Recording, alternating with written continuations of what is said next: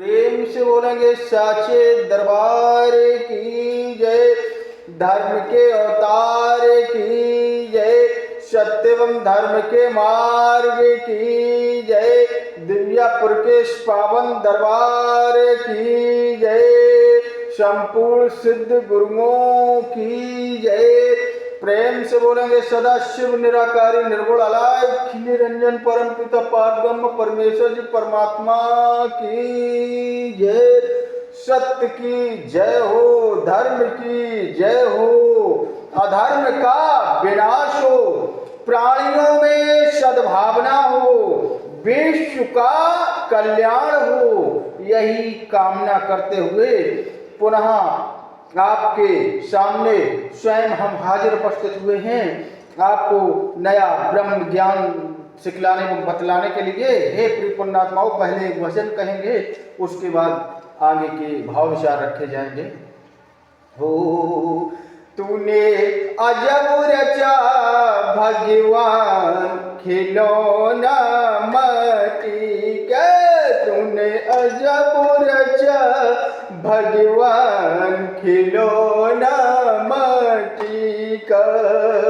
माटी का रे माटी का, माटी का रे माटी का, तूने अजब रचा भगवान खिलौना माटी का, तूने अजब रचा भगवान खिलौना माटी का। कान दिए हरि भजन सुनने को, कान दिए प्रभु भजन सुनने को, और तुम मुख से करो प्रणाम, अरे तुम मुख से करो प्रणाम खिलौना माटी का।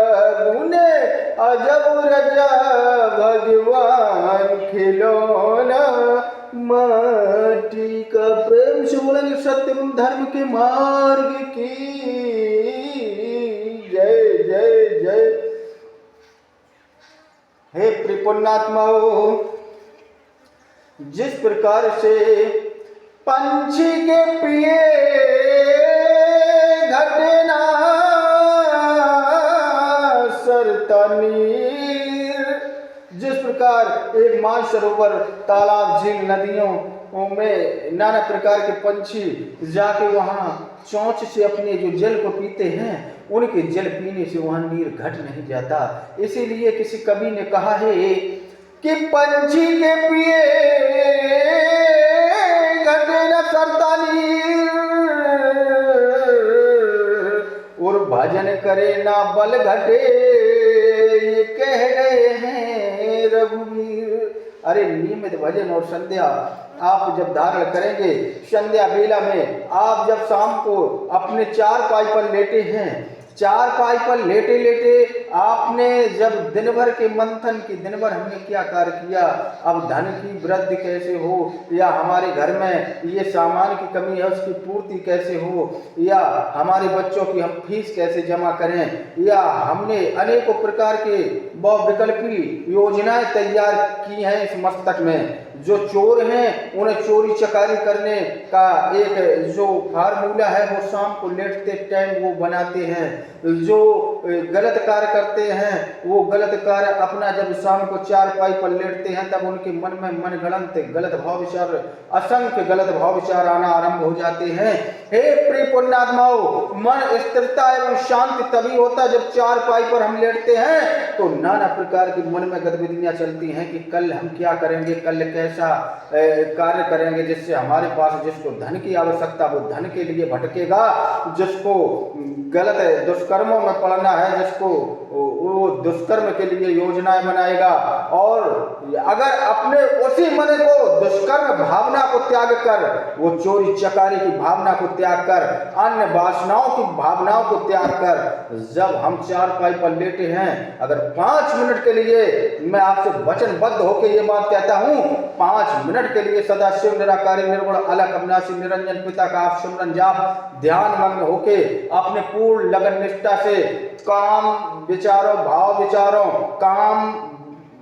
कामवा भोग होके, विमुख होके आप जब अपने अंदर आत्मा से लगन निष्ठावान बन के उस परम पिता पारब्रह्म परमेश्वर जी परमात्मा के लिए उस चारपाई पर लेटे लेटे 5 मिनट के लिए चिंतन मनन करेंगे तो हे प्रिय पुण्यात्माओं, आप अवश्य उस परम पिता पारब्रह्म परमेश्वर जी परमात्मा तक आपकी आवाज पहुंचेगी और आप सदैव मोक्ष के उत्तराधिकारी बनते जाएंगे।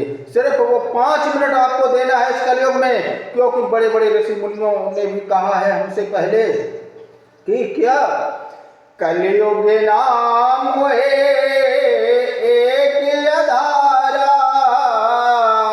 कलयुग एक आधार बनाया गया है। हे प्रिय पुण्यात्माओं, जब आज से कई वर्षों पहले वहां परम पिता पारब्रह्म परमेश्वर जी परमात्मा के समक्ष सत्य एवं धर्म राज्य एकत्रित हुए, हे प्रिय पुण्यात्माओं, तो वहां सवाल एवं जवाबों की झड़ी लग गई कि क्या किया जाए।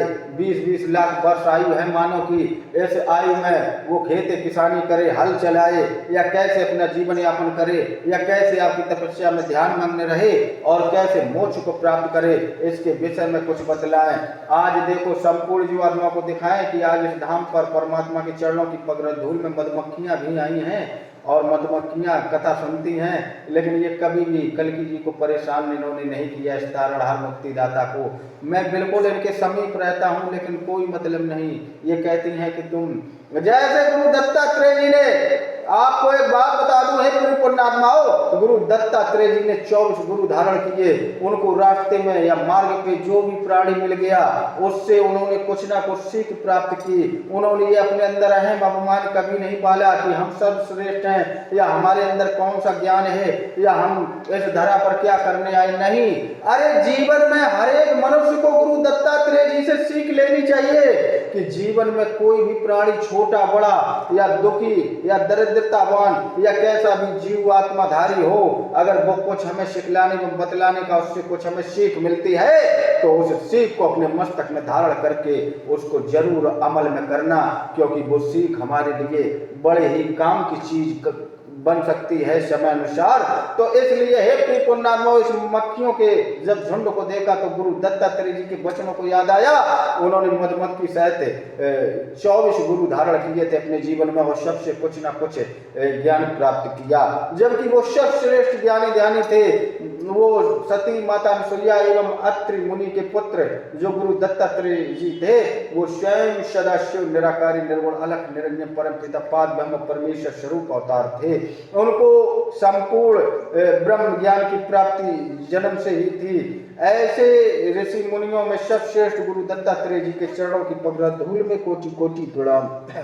आइए अपनी बाड़ी पर आते हैं। हे प्रिय पुण्यात्माओं, जब हम चिंतन मनन लगन निष्ठावान होके, इस कलयुग में क्या है कि जब वहां 65-70 वर्ष आयु अब रह गई यहाँ पर, तो वहां जब दरबार लगा था तो कही अब ये मोक्ष कैसे प्राप्त करेंगे, ये तो अपने कार्य और मोह माया में फंस के अपना जीवन यहाँ सब भाव विचार त्याग कर और ये अपने मनमानी करते रहते हैं। इन्हें कोई कुछ ज्ञान भी अगर धारण कराए तो ये ज्ञान को मिथ्या समझते हैं। इन्हें तो हंसी ठटोलियों से मतलब है, इन्हें तो वो ज्ञान चाहिए जो मतलब ज्ञान है ही नहीं, जो सर्व झूठा ज्ञान है वो ज्ञान अर्जित करने के लिए ये लोग तैयार रहते हैं और इनको हमेशा इनकी आंखों में वासनाएं बहती रहती हैं। इन्हें धर्म कर्म से कोई मतलब नहीं रहता है, इसलिए ये नाना प्रकार की 84 लाख योनियों को भोगने को तत्पर रहते हैं। तो इनके लिए क्या किया जाए? जब संपूर्ण जीवात्माएं रोती गिड़गिड़ाती रही तो उस निराकारी निर्गुण अलख निरंजन अविनाशी सत्य पिता की वहां से आकाशवाणी हुई कि जाओ इस धरा पर आपको हम एक अल्पायु युग देंगे जिसका नाम कलयुग होगा। वो सिर्फ मानव जीवन के लिए 100 वर्ष का ही होगा और औसतन आयु 65-70 वर्ष की होगी। अगर उस आयु में आपने हमारा चिंतन मनन नहीं कर दिया तो जाओ, आपको मोक्ष की प्राप्ति करवा देंगे, आपको जीवन मरण से छुटकारा दिला देंगे, आपको कभी भी 84 लाख योनियों में भटकने की जरूरत नहीं पड़ेगी। इतने जब विचार सुने तो संपूर्ण जीवात्माएं मनमुग्ध हो गई और उस आकाशवाणी को सुन के ओम सदा सत अलख निरंजन सत्य पिता शिव अलख निरंजन का गुणगान ध्यान मंगल गान गाने लगी।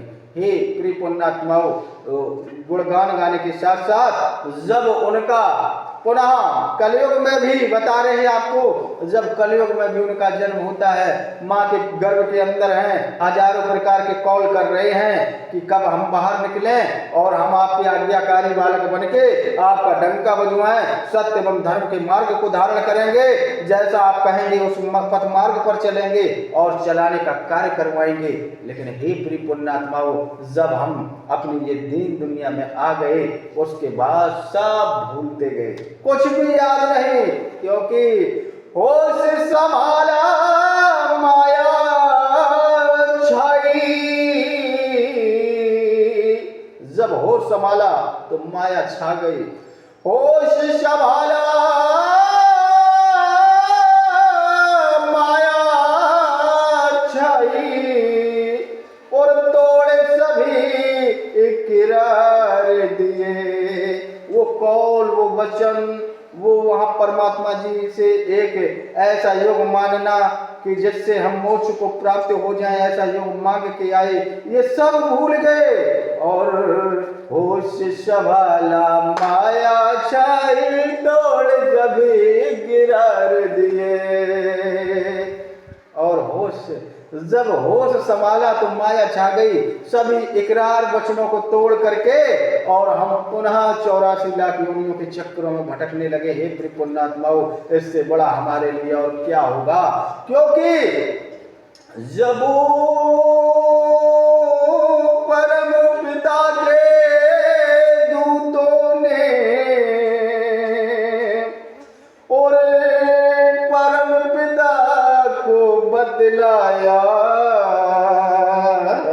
क्या अलख निरंजन अद्भुत माया जानना निशान तेरी, क्या करता क्या कर दे पर पल में कुदरत दे भगवान तेरी। जब देवदूतों ने वहां कहा कि तुम्हारी इस धरा पर ये 84 लाख योनियों की व्यवस्था है, उसमें संपूर्ण जीवात्मा पुनः विचरने को तैयार हैं, लेकिन मोक्ष को ज्ञान को धारण करना उनके बस की बात नहीं है। तो परम पिता पारब्रह्म परमेश्वर जी परमात्मा ने विष्णु जी को आदेश दिया कि जाओ इस धरा पर तुम कलयुग में कलकी का रूप धारण करके जाओ और सत्य एवं धर्म की जोत जलवाओ, सत्य एवं धर्म का डंका बजवाओ। जाओ, कली पुरुष से तुम्हारा एक जो हमारे द्वारा प्रतिक्रिया की गई है ऐसा युद्ध होगा जो समाज को दिखाया जाएगा, लेकिन वो कोई युद्ध नहीं, वो भी परम पिता पारब्रह्म परमेश्वर जी परमात्मा की संरचना है। कली एवं कलकी का खेल दिखाना उस परम पिता पारब्रह्म परमेश्वर जी परमात्मा की संरचना है। जीवात्माओं को दिखलाया जाएगा जिससे हम समाज को संगठित करके मोक्ष को कैसे धारण करें, सतमार्ग को कैसे धारण करें, माता पिता का सम्मान करना कैसे शुरू करें, अपने गुरुओं का सम्मान कैसे करना शुरू करें, एवं हम समाज के कैसे उन बंधनों में बंधें जो जात पात से परे होकर सर्व समाज को एकाग्र करने का कार्य करें। यहाँ पर जो भी हिंदू, मुस्लिम, सिख, ईसाई संपूर्ण जीवात्माएं आपस में भाई भाई बन जाएं, ऐसा कौन सा कार्य करें। जिस तरह से शंकर जी के परिवार में एक तरफ नाग देवता, एक तरफ शेर, एक तरफ नंदी बाबा, एक तरफ चूहा, ये सभी एक दूसरे पूरक हैं। आप कभी गणित लगा के ये चीज देखना, जहाँ शेर है वहाँ बैल है, और जहाँ चूहा है वहाँ सर्प है, और जहाँ सर्प है वहाँ कार्तिकेय का वाहन मोर है। लेकिन जब एकत्रित होते हैं पूरा परिवार तो सबके वाहन एक साथ होके और एक साथ बैठ के मनमुग्ध होके प्रसन्नता चित्त होके सबको दिखलाते हैं। ये समाज को देखना चाहिए कि जब परमात्मा जी के पुत्रों के वाहन, परमात्मा जी के पुत्रों के वाहन एवं उनके पुत्रों के वाहन जब समाज को दर्शाते हैं कि हम सब एक हैं, तो फिर हम में आपस में कैसा भेदभाव, कैसे गलत भाव विचार यहाँ आके ये धर्म जात के बंधनों में बंधना, ये क्या अभिप्राय है? यहाँ आके तुम किसके साथ गलत करने आए हो? कोई तुम्हारा बैरी नहीं है, यहाँ इस संसार में कोई तुम्हारा दुश्मन नहीं हुआ, क्योंकि वो भी एक माँ की कोख से आया, तुम भी एक माँ की कोख से आए। अरे उसने जाने अनजाने में कोई गलती कर दी है तो उसे सुधारने का अवसर दिया होता, उससे कहो कि वो सतमार्ग को धारण करे, नहीं करेगा तब उसे बार बार समझा के और फिर हम सतमार्ग को धारण कराएंगे। ये नहीं कि आपस में हम बैरी बन जाएं, ये बैर भावना को त्याग दें, कल्कि जी के भाव विचारों को अनदेखा मत करें, सत्य एवं धर्म के पथमार्ग को धारण करते रहें। हम नियमित निष्ठिन सत्य एवं धर्म की जोत जलाने का कार्य करेंगे। सतयुग ऐसे पृथ्वी पर आएगा, ये हमारा पूर्ण वचन है, उसके लिए हमें कितना भी करना पड़े हम करेंगे। हम सत्य एवं धर्म की जोत जलाते रहेंगे। हम संपूर्ण जीवात्माओं को एक झंडे के निशान के नीचे खड़ा करके रहेंगे, क्योंकि ये हमारा परम पिता पार ब्रह्म परमेश्वर जी परमात्मा से बंधे हुए हैं वचनों से कि इस धरा पर सत्य एवं धर्म के पथ मार्ग पर चला के संपूर्ण जीवात्माओं को मोक्ष का ज्ञान सिखलाएंगे, बतलाएंगे। अरे आज नहीं तो कल आपको हमारी बातों का चिंतन मनन अवश्य होना शुरू आरंभ हो जाएगा। तो उन 33 करोड़ देवी देवताओं के जिसको आप पूजते हैं, पूजते रहना, हमें उससे कोई ऐतराज नहीं है, लेकिन सिर्फ 5 मिनट के लिए सदा शिव निराकारी निर्गुण अलख अविनाशी उस कृपालु दयालु दीनानाथ निरंजन पिता जो संपूर्ण 21 लोकों के ब्रह्मांडों भवनों का रचना कार्य है, उनके चरणों की पवित्र धूल में भी ध्यान मग्न हो लिया करो, वही हमको मोक्ष दिलाएगा। उसकी माला हमारी स्वयं सांसें करती है। ये जो हमें श्वास अंदर बाहर आती है, ये किसी नाना प्रकार के पंथ वालों ने ये हमको भ्रमित कर दिया कि नाम दान करेंगे, ये कर देंगे, वो कर देंगे, और हमारी श्वास अंदर बाहर आती है ओम शोम, ये कुछ नहीं। हमारी माला, सांसों की माला सिर्फ निरंजन माला का जाप करती है। ये अटल सत्य है। अलख निरंजन परमपिता पार ब्रह्म परमेश्वर जी परमात्मा का स्वरूप स्वयं आप चाहे जिसको भी देख लेना, चाहे वो शनिदेव जी हो या फिर आपके गुरु दत्तात्रेय जी महाराज से लेकर जितने भी योगी साधु संत महात्मा भैरवनाथ जी, गुरु गोरखनाथ जी, या जितने भी सिद्ध योगी तंधारी, या स्वयं आपको बता दें दैत्य गुरु शुक्राचार्य जी हो, ये सभी ने अलख निरंजन परम पिता पार ब्रह्म परमेश्वर जी परमात्मा का सुंदर जाप किया और नाना प्रकार की सिद्धियां प्राप्त की और आज अजर अमर कहलाते हैं। आपको बता दे कि स्वयं गुरु जो दैत्य गुरु शुक्राचार्य जी थे, उनको इंद्र की पुत्री ने स्वयं उनको पसंद करके उनके साथ विवाह किया था। आप लोगों को बतला दें कि क्योंकि वो इतने बड़े सच्चे साधु, वो इतने बड़े दैत्य गुरु थे, उनके अंदर इतना आत्म ज्ञान लगन निष्ठावान थे, वो स्वयं मृत संजीवनी विद्या को धारण किए हुए थे। मरे हुए मृत प्राणियों को जिंदा करने का सामर्थ्य था उनमें। जब भी कभी युद्ध होता था तो जितने भी दैत्य मर जाते थे, गुरु शुक्राचार्य जी उन्हें जीवित करने का कार्य करते थे। हे प्रिय पुण्यात्माओं, एक से एक बढ़िया ज्ञान आपको धारण कराते रहेंगे। हमारे चैनल को अधिक से अधिक देखें, लाइक एवं सब्सक्राइब करें। ये हम कहीं कथा भागवत नहीं कहते, ये जहां हमने हमारा एक आप परमात्मा के आशीर्वाद से एक ये जो धाम बना है, उस धाम पर अकेले बैठ के संपूर्ण जीवात्माओं के हित में ये संदेश भेजने का कार्य हम करते हैं। ओम सदाशिव अलख निरंजन।